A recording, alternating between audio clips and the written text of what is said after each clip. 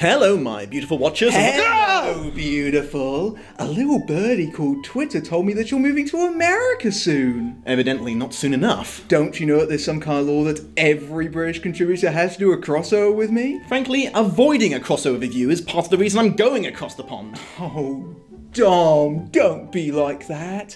We're going to have some fun before you go. And since Stormbreaker is an adaptation, I have some thoughts on it that I'd love to share with you. Filmbrain, you have a very warped idea of fun. And boundaries.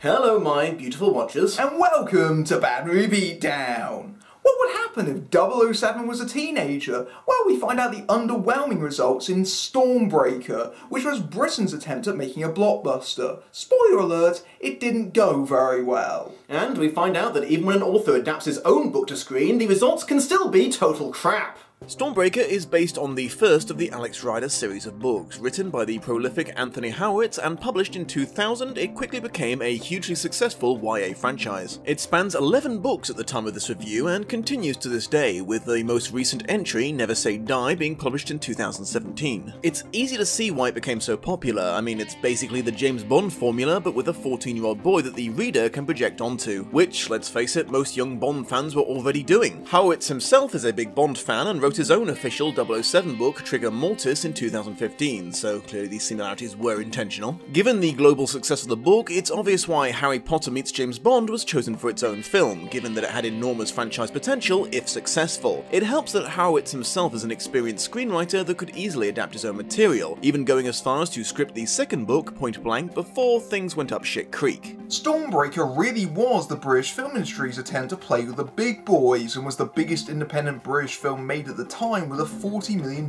budget and an enormous star-packed cast that feels like every famous person in Britain is in it. There was no expense spared. They even got in Donnie Yen as a fight choreographer. It's worth remembering this was made in 2006, meaning it was released only a few months before Casino Royale rebooted the Bond franchise, while that series was in a period of doubt, and Stormbreaker hoped to be its successor, you know, like XXX was. Alex Pettyfer was chosen to play the title character, making his film debut here, and setting the tone of bad book adaptations that would plague the career of the guy who'd later appear in I Am Number 4, Beastly, and Endless Love. Hell, he appeared in this after choosing between it and Eragon. That's like having to decide between two poison chalices. Unfortunately, however, the film was simply not able to compete with its fellow summer blockbusters, getting trampled by the likes of Superman Returns and Pirates of the Caribbean, only making £6.6 million in the UK. However, the absolute death blow was delivered by its US release by the Weinsteins, who clearly didn't like the film very much because it never went into wide release, only playing in over 200 screens where it made a mere $600,000 there. Ouch. All told, the film's worldwide gross was $23 million, just over half its budget. Double ouch. Special mention should go to the bungled US release, where it was given the craptastic retitle of Alex Rider, Operation Stormbreaker, and a hugely misleading trailer with redubbed dialogue to make it seem as if Alex's mission was to find his uncle. Where is he now? I'm not sure,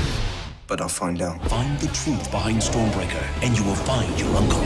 Yeah, heads up, you won't find much because he's super dead. He ceases to be very early on. I get the impression the Weinsteins were disappointed in the lack of Ewan McGregor in the film. Aren't we all?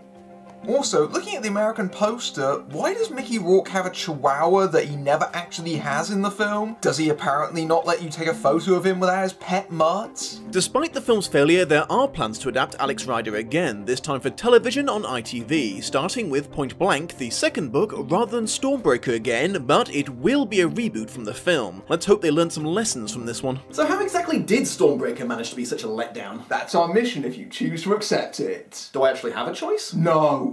So the film begins in a school without standard British uniforms, lest we confuse the Americans in the audience, where we first meet Alex Rider, played by Pettyfer, delivering an amazingly forced speech about his family. There's not much I can say about my family.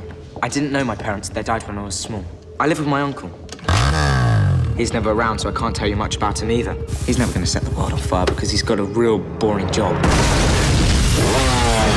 This might rank as some of the clunkiest, most awkward pieces of exposition ever put on film, and we're only a minute in! Right? Imagine that speech without all the cutaways to his uncle in action. My uncle's job is really boring, we have a really bad relationship, I live such a completely uninteresting life, I've developed overwhelming insecurities, and I'm just broadcasting for everyone to hear right now. Get off the stage, you boring twat! Yes, unbeknownst to Alex, his uncle Ian, played by Ewan McGregor, and his motorcycle double is actually a spy who is evading the baddies in Cornwall who are blowing the shit out of it. Not that anyone cares.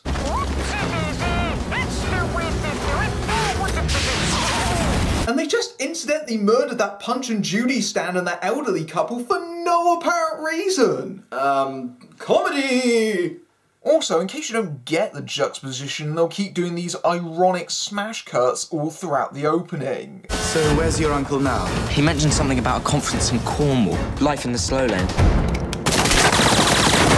I wish I knew a bit more about my uncle, but he's not a very easy man to pin down.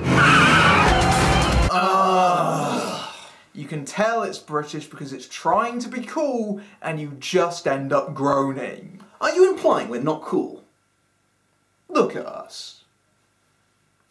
Fair enough. Anyways, Obi-Wan Kenobi rides off in a car that he stole from Bond in The World Is Not Enough, which, like all vehicles belonging to secret spies, has a vanity license plate with his real name on it. He calls up Alex to assure him he'll make the weekend up to him. Look, I'll be back in time for dinner, but then we've got the whole weekend. Really? Oh, come on, when did I ever let you down? Do you really want me to answer that? Look, I'll see you soon, okay? I'm glad you called.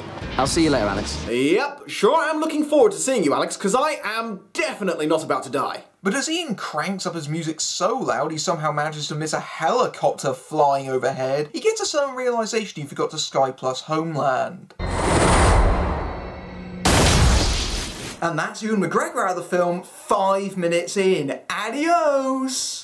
Apparently the best method of killing someone in a moving car is to fire pistols while dangling upside down from the ladder of a helicopter, or while keeping alongside them in speeds of 100 miles per hour. And it only worked because apparently this fully loaded spy car with missiles, an ejector seat and every other bloody thing decided to cheap out when it came to using bulletproof glass. I guess even spy agencies have to deal with budget cuts. Meanwhile, Alex returns home to his housekeeper Jack Starbright, played by Alicia Silverstone, who is pretending to be Japanese because she's making sushi? It's because she's quirky and wacky, don't you see? They got that mixed up with character development because she doesn't have any. Because Silverstone doesn't look that old and Pettyfer doesn't look that young, this plays really weirdly, like she's dating him rather than a mother-son dynamic. As Alex bemoans Ian's absence, the police arrive to tell him the bad news, and we move to the funeral, where Alex is rather puzzled by the definitely not covert agents attending with shades and guns and... hang on, is that Jimmy Carr? I'm John Crawford, from the Royal and General Bank. I just want you to know you have our condolences. It's a tragedy. If only he'd been wearing a seatbelt. It is so weird seeing Jimmy Carr playing a straight role. He manages to make deadpan sound sarcastic. You keep thinking he's gonna finish that sentence with a punchline. Luckily, we made a mint out of the premiums, so it's not all bad. Also, these supposed bank employees are a bit off. This is Alan Blunt. Alex, sorry about your uncle. He talked a lot about you. That's strange, because he never mentioned you. My uncle always wore a seatbelt, Mr. Blunt. He was a very careful man. Not careful enough. Bill Nighy levels reaching overload. I'm being twitchy and delivering my lines weirdly. Why isn't the director stopping me? I have to say, it was a bold choice on Nighy's part to play this uptight character as a meth addict. As they return home, Alex and Jack discover Ian's things being taken away in a white van, and Alex pursues them on his bike using his mad BMX skills, including riding directly into oncoming traffic like an idiot for the sake of gratuitous stunts. He's eventually led to a junkyard, complicit in a woeful attempt at a cover-up given they haven't even got around to destroying Ian's car yet, and Alex sees the bullet holes in the body and realises that he was murdered. Why are there any bullet holes in the car? The shots were fired directly through the driver's side window into his head. I think that would have done the job. The rider car should have been done 2 days ago. So do it now, all right? I'm going to Liverpool Street. Liverpool Street? What, the station? Yes, you Bert. Where else? Why are we chatting like this? What do you mean, Governor? Like we're really clumsily expositing information, almost as if there's some kind of audience watching us. Alex is scared by a dog and tries to hide inside the car despite knowing full well it's going to be crushed immediately. Sure enough, the car gets lifted into the compactor with Alex inside it and he nearly ends up getting squelched, only being saved by the car's emergency features coming to life, allowing him to activate the ejector seat and escape. Oh hey, a double Goldfinger reference. And apparently the junkyard workers' first response isn't "holy shit, we nearly killed a kid," it's "we should try to beat him up." This junkyard scene is the first of Donnie Yen's contributions, so what's the choreography here? Well, he swings a rope around and lobs it at them occasionally, and swings the rope a bit more. It's basically a load of rope swinging for 2 minutes. Yeah, this is where we hit the film's first major failing. It wants to play towards both kids and adults, but it doesn't want to be too violent for the former, so we end up with this anemic fight scene that barely has any martial arts in it. Why would you go through all the trouble of getting a legendary Asian fight choreographer if you're going to hack it to bits during editing? It's a blur of cuts to make you think it's more exciting than it is, with all these tight close-up shots so you can't tell what's happening. Oh, I guess he managed to wrap them all up in it with the power of editing. Oh good lord, that guy just tried to fire a shotgun at him. How exactly is murdering a school kid on your property going to help the situation? I think someone needs to explain British gun control laws to these filmmakers. Which makes even less sense when we realise who's behind it and their motivations. So Alex goes to Liverpool Street Station, where he soon spots Jimmy Carr again and follows him. That won't be too hard, just follow the laugh. Stop that! Sorry. Alex notices that Carr enters a photo booth but doesn't come out. He goes inside and, in a decidedly stupid change from the book, discovers that it's an entrance to a hidden underground spy facility. Was this really necessary? Why on earth would you set up your headquarters in a busy train station? In the book, it was in a bank, which explained why they were all posing as its employees. It's a totally pointless change that means the story makes less sense overall. And speaking of change, does that mean that anyone that pops a quid into the machine gets a free ride to a spy agency? I mean, even if we were saying that the photos were some kind of facial recognition system, they're still charging their agents every time they use it. Those budget cuts must have bit really hard. Alex is greeted by Sophie Okonendo. So what is this place? Hogwarts? My name is Mrs. Jones. I run the Special Operations Division of MI6. Now you see, the book would not have had any reference to Hogwarts in it because that would draw attention to the fact that it was blatantly ripping off J.K. Rowling's writing style. But of course the film does, because it's perfectly willing to admit it's riding Potter's coattails. Also, MI6? Wasn't Ian investigating something on British soil, which is more of an MI5 kind of thing? Probably the sort of nuance you should notice in a spy story. Ian was one of their top agents, and Jones and Blunt have a particular interest in Alex as they want him to work for them. I don't want to be a spy. Your uncle would be very disappointed. He wouldn't want me to be here. He spent his whole life making sure I never knew anything about this. Then how do you explain this? All your life, Ian Ryder was preparing you. You speak French, German, and Japanese. He took me on holiday. You've been scuba diving, mountain climbing. My hobbies. Wait, so Alex has been bitching and moaning this entire time about how little time his uncle spent with him, even after that long list of holidays and activities together? Wow, that little shithead's a bit of a brat, isn't he? Also, their response to their best man getting killed is to hire his largely inexperienced teenage nephew? I'm starting to get a little bit worried about the state of British intelligence. Well, you have to make some allowances for that. This is straight up 100% wish fulfillment fantasy, after all. Yeah, but it doesn't make any sense, and the movie expects you to be taking this seriously, which makes it even harder to buy. No, Matthew, this is the point. You missed it. No. Alex refuses at first, and it's only when Blunt threatens to deport Jack for outstaying her visa do they successfully blackmail him into accepting. He's swiftly shipped out to train with the SAS, and his new unit, including Ashley Walters' Wolf, are, suffice to say, rather incredulous to find a child is now in their midst. He does eventually earn their respect, partly through the power of montage, and partly through saving the entire unit from getting kicked out after they're captured during an exercise. After being taken prisoner and locked in a house, Alex finds a chimney that only he can crawl through due to his small size and escapes. He then takes brutal revenge on the unit that captured them by sending them downhill and off a fucking cliff! Cuts! Bruises! It's a miracle no one was killed. We will be talking to a man. Boy. He's no child, Mr. Blunt.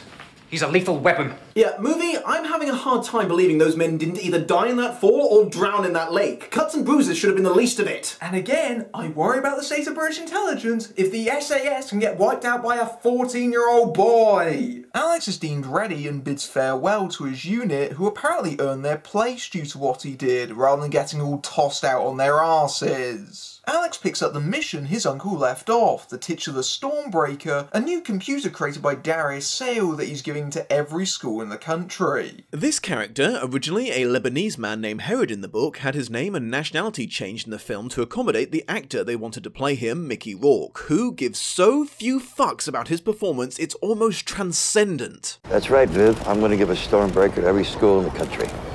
I wouldn't mind giving you one, too. Really, Mr. Sale?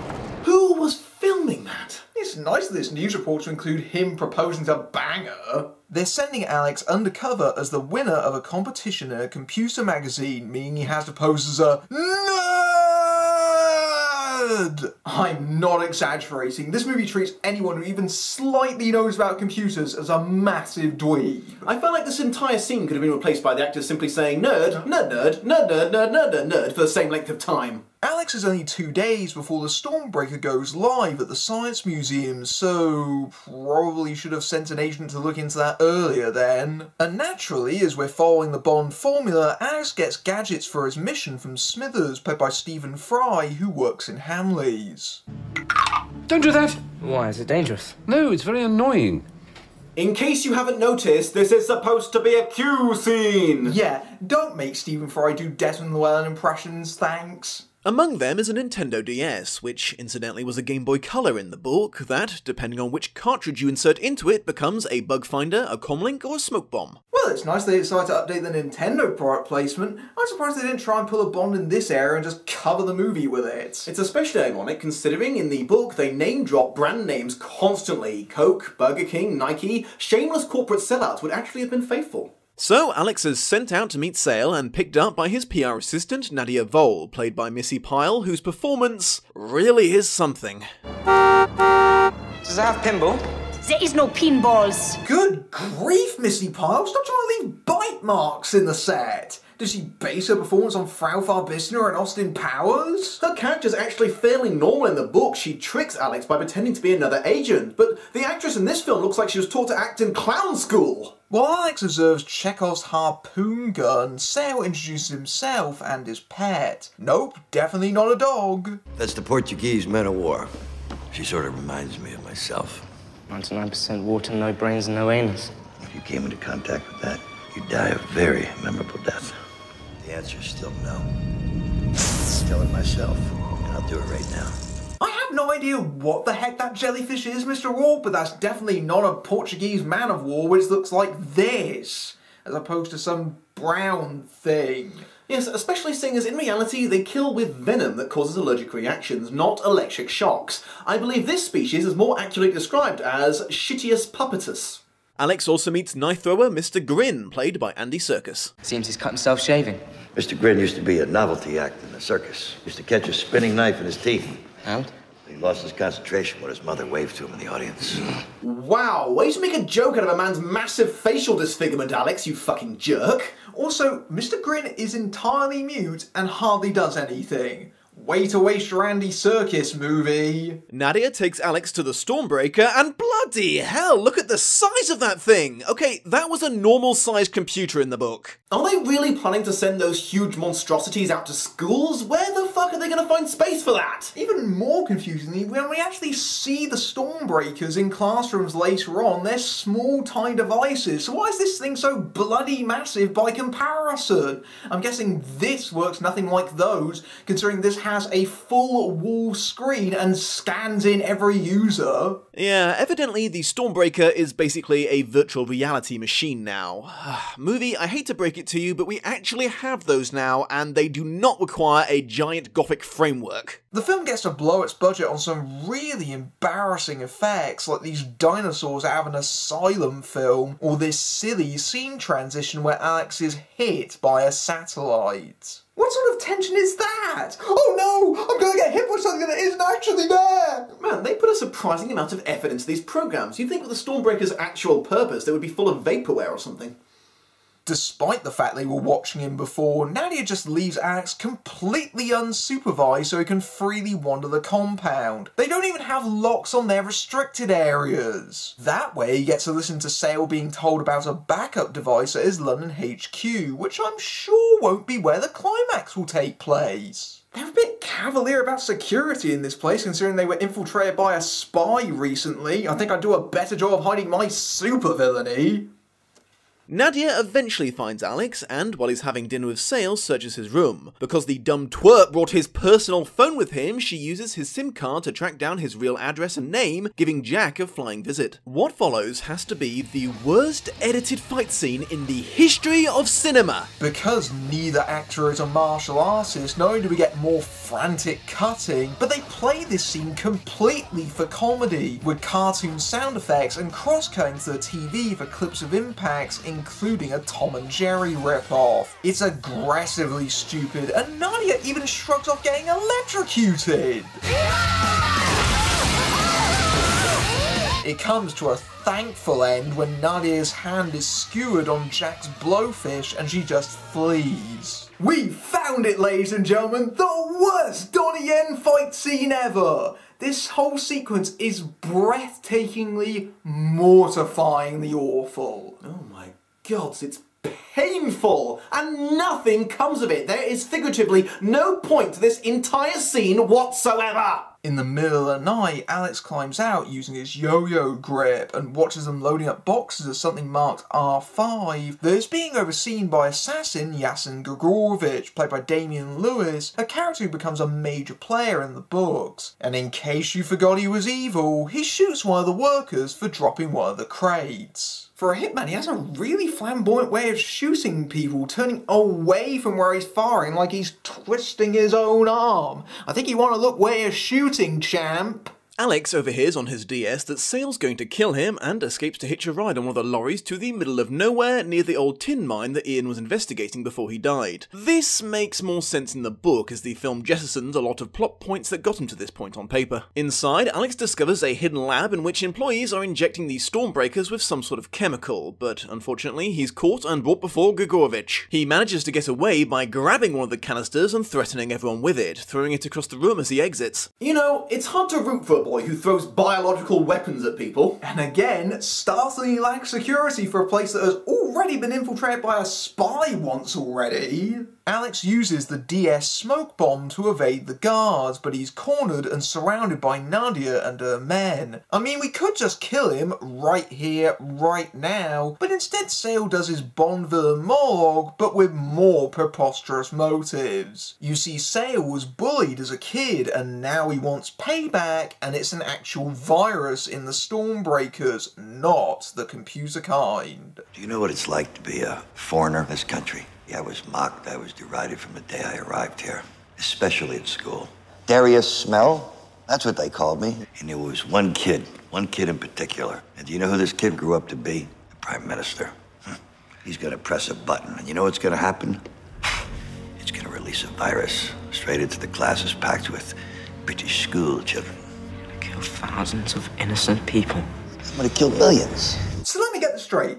Sale is going to commit mass genocide across the entirety of Britain Because he got bullied at school 40 years ago? That's his reason for this and becoming a supervillain? This is so risible that Mickey Rourke seems to be actively taking the piss out of his own dog as he says it. Unfortunately, his reason for being evil is equally petty in the book, although the difference is that's passable in a piece of children's literature, less so in a film that's also aimed at adults. As Sale departs for the ceremony, he leaves Nadia to deal with Alex, tossing him into the tank with the Man-O-War, opting for the least efficient way of offing him in true James Bond style. This gives Alex ample time to use his metal-eating zit cream and burn through the tank, while Nadia keeps snapping photos and hams her last.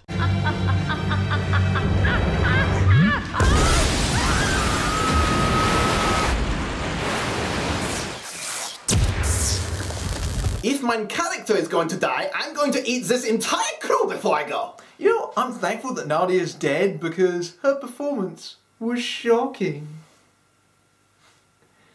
I will not apologise. Grabbing Chekhov's harpoon gun, Alex makes a dash for the runway. Out of a building that explodes for no reason. Yeah, would have liked to have seen that action scene. He's chased on his quad bike by baddies as he races towards Mr. Grin's helicopter, using the harpoon to rappel himself onto it, while the goons crash into the bike. That also explodes for no reason. Alex then fires a sodium pentothal dart into Mr. Grin using his pen gadget, which apparently places him under his mind control. Alright, Mr. Grin, I want you to fly me to London as fast as you can. Yes, pardon me, Mr. Director, I would probably have done another take on that one on account of that line delivery being appalling. Isn't sodium pentothal meant to be truth serum? I don't think mind control is how it works. Yes, in the book, Alex just threatens him with a gun, but oh no, we can't do that in the film, so we'll do something idiotic instead, much better. At the Science Museum, the launch for the Stormbreaker is underway, with the dim-wit Prime Minister, played by Robbie Coltrane, there to push the big red button that's coded to him so he can inadvertently release the virus. And he calls Sale Darius Smell because apparently he's not grown up in 40 years either. In the book, Alex uses a hidden smoke bomb on the helicopter to kill Grin in a crash, but in the film he just dives out the door and Grin simply disappears from the rest of the film. Using his parachute backpack, Alex smashes through the roof just in time before the button is pressed. He doesn't have a gun on him in the film, but fortunately it turns out his SAS buddies just happen to be there, so Wolf can hand him one and he can shoot and destroy the button as Sale escapes. You do realise, Alex, you nearly shot the Prime Minister. Congratulations are in order. Yes, he's done very well. You know, Alex did actually shoot the Prime Minister in the book. It was pretty funny. Either way, Alex is very lucky he wasn't pumped a few extra breathing holes, and come to think of it, I think Wolf might be out of a job. Apparently you can just drive yourself home after all that, because who needs debriefs? Alex spots Sale's tower and remembers that manual override business and knows where he went. At a traffic jam, Alex sees his crush, Sabina, played by Sarah Bolger, on her horse and decides to saddle up with her. Whoa, Filmbrain, we should probably go back and explain who this is. Sabina Pleasure is Alex's love interest in the books, but she doesn't appear until the third entry. Apparently this film just couldn't survive without a teenage love interest, so she's been grafted into the plot of the movie. Well, you see, the reason I didn't really bring her up until now is because she's been literally pointless, just hanging around the sidelines every so often. Yes, considering how she's barely been in the movie until this point, she is way too eager to break the law and risk life and limb for this guy, even if he is a cute boy. Fun fact, pretty much everything in the film from the museum onwards is completely disconnected from the book, reality, or even basic sanity. Especially when they ride through a battalion of mounted royal guards and police who think the appropriate response is chasing them with swords drawn and trying to murder them. Also, where did that traffic jam suddenly go if Jack's now keeping pace with them so she can cut off their pursuers? I mean, those guards aren't even working for Sale, it's just that apparently they thought that everyone in England was a straight-up psychopath in this flick. And this whole thing managed to be both stupid and redundant if he could have just stayed in the car. As they all race to the tower like it's Grand Theft Auto, Alex has to confront the lobby guard who looks like Oddjob, get it? Yeah, he deserves that shot to the pills for being a dumb reference. Sale loads his back up, but Alex disconnects the power, so Sale goes to the roof to confront him while police, Blunt, Jones and Jack surround the building below. Sale knocks Alex off the edge, hanging by nothing but the wiring, which he barely seems to react to. At least when Sabina gets thrown off while trying to stop Sale from shooting him, she bothers to, you know, act. Suddenly, Gregorowicz arrives in his helicopter to do his upside-down parlor trick, but in a shocking twist, he's not killing Alex, but Sale, who promptly falls to his doom. I think it says something about how glad Mickey Rourke is to be out of this fucking movie if he smiles after being shot. He's relieved about not having the possibility of being in a sequel, that's why. After Alex throws Sabina onto the balcony for safety, breaking about 3 of her ribs, Gregorowicz offers him a hand, marking the 2nd time Alex has hung off a helicopter today, so they can shamelessly sequel bait. Why? Sale had become an embarrassment to the people I work for. This doesn't change anything. This isn't over. Yes, Alex. It is. Yep, you're very right, Gregorowicz, it is over! Because they aren't making a sequel to this rubbish. Yes, he's alluding to Scorpia, the spectre of Alex Rider's world, but the lack of a follow-up does make that setup rather unfortunate. Gregorowicz tells Alex to forget about him as he leaves in his helicopter, that I'm pretty certain the police could have stopped from getting away from London, given that he's a renowned hitman. Alex returns to school with Sabina, assuring her he won't be a spy again as MI6 watches him. He sure won't. Roll credits. So that was Stormbreaker, the one and only film assignment for Alex Rider. Yes, I can certainly see why I didn't manage to recreate the success of the books. As far as being an adaptation goes, aside from that bit at the end where it all goes a bit tits up, it's an extremely faithful one, which one would expect from something adapted by the book's author. Almost all of the major plot points come from the source, for better or worse. The film's faults weren't alien to the book, it merely exacerbates what was already there to begin with, as Stormbreaker's strongest suit was its action writing, not its plot. The changes they did make only make things worse as they create glaring gaps in logic. Alex Pettyfer is passable as Alex Rider, but there are definitely moments where his inexperience shows, and it did annoy me that he enunciates so slowly and clearly to exaggerate his accent. This is a fairly clear-cut example of a mediocre book becoming a crap film. Stormbreaker's tone tries to play towards kids and adults, and it ends up failing at both. The plot is far too juvenile and hole-filled for older audiences to take seriously, and the action scenes are really terrible, not only ruined by jumpy, overcut editing throughout, but the film dilutes itself even further by playing much of it for really cringy comedy. The all-star cast is wildly variable in the same way. Some are clearly phoning it in, others seem to think they're in a parody, and most are squandered in tiny roles that amount to borderline cameos. Add to that a barrage of ill-fitting pop music to try and be cool, and the fact that it cribs the Bond formula without doing much new, and you've got a lot of wasted resources and potential to create something on the same level as Agent Cody Banks. Dom? Where are you, Dom? Film Brain, you subjected me to Stormbreaker, and now me and my very quiet helicopter have had quite enough of your foolishness. Get out of my house! Okay. I'm Matthew Buck, beating down bad movies everywhere. Ah!